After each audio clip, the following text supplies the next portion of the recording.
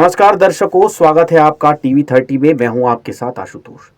दोस्तों, बात करेंगे हम आज एक वीडियो के बारे में जो इस समय बहुत चर्चा में है, बहुत वायरल हो रहा है। हालांकि ये वीडियो पुराना है। दरअसल अखिलेश यादव और अनिरुद्धाचार्य, इन दोनों के बीच एक बातचीत हुई थी जिस पर ये वीडियो है। इसमें जो है इन दोनों के बीच काफ़ी चर्चा हो रही है और सपा चीफ ने यानी कि अखिलेश यादव ने अनिरुद्धाचार्य द्वारा शूद्र शब्द के लगातार इस्तेमाल पर सवाल उठाया और कहा कि आपका रास्ता अलग है और मेरा रास्ता अलग है। ये क्या बात हुई, मैं आपको बताता हूँ कि पूर्व मुख्यमंत्री अखिलेश यादव ने अनिरुद्धाचार्य से सवाल करते हुए भगवान कृष्ण का पहला नाम पूछ लिया। अब उन्होंने कहा, अनिरुद्धाचार्य ने, कि जी कृष्ण के तो बहुत सारे नाम हैं, कान्हा भी है, कन्हैया भी है।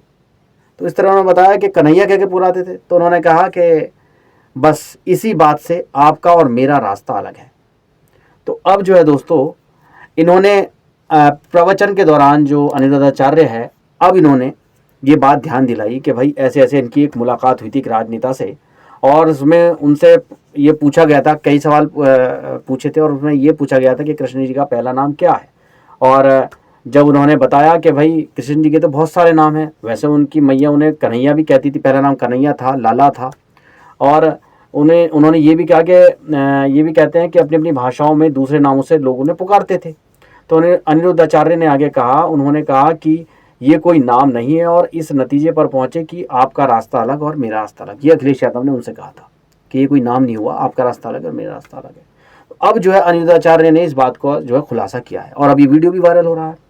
अनिरुद्धाचार्य ने कहा है कि यूपी के पूर्व मुख्यमंत्री मेरे से कहते हैं कि भाई आपका रास्ता अलग है और मेरा रास्ता अलग, क्योंकि मैंने उनके द्वारा पूछे गए प्रश्न का उनके मन के मुताबिक आंसर नहीं दिया, इसलिए उन्होंने मुझसे ऐसा कहा।